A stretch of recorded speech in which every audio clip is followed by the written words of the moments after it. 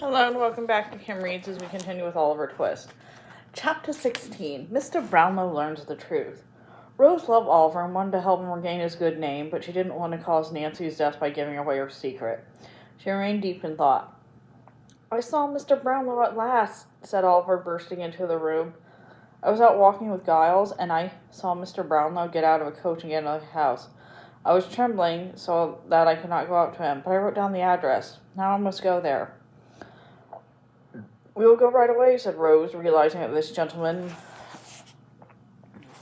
might be very helpful on her own business. She ordered a coach immediately, and when they arrived at the Craven Street address Oliver had written down, Rose told Oliver to wait in the coach while she went inside alone to see Mr. Brownlow. Rose was shown into the study, where she found the kindly-looking Mr. Brownlow with his friend, Mr. Grimwig, who looked as grim as ever. "My name is Rose Maylie," she began. "You once showed a great kindness to a very dear young friend of mine, and I thought you might be interested in hearing how he is. His name is Oliver Twist." Mr. Brownlow was too surprised to speak for several moments. Finally, drew his chair closer to Rose.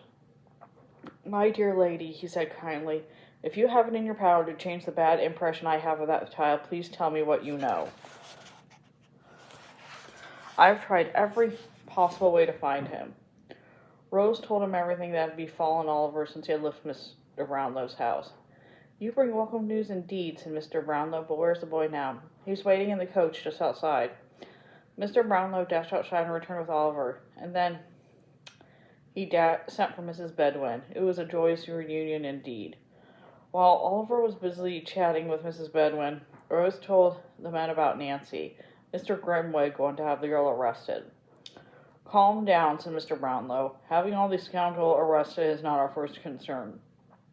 We must be careful. We must find out who Oliver's parents were and then get his inheritance returned to him. Moving against the girl will do no good. We have to get this fellow Monks alone and make him confess. After all, he's not one of the gang of robbers. But first, we must see this girl and ask her to show us who Monks is,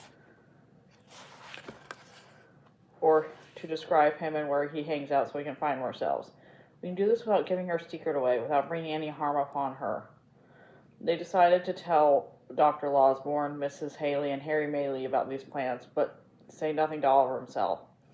"I will go to any expense," said Mrs. Maylie, "if it means helping Oliver." "Good," exclaimed Mr. Brownlow. "Then I shall go with Rose on Sunday night to meet this girl Nancy on London Bridge." And that's the end of that chapter. See you later.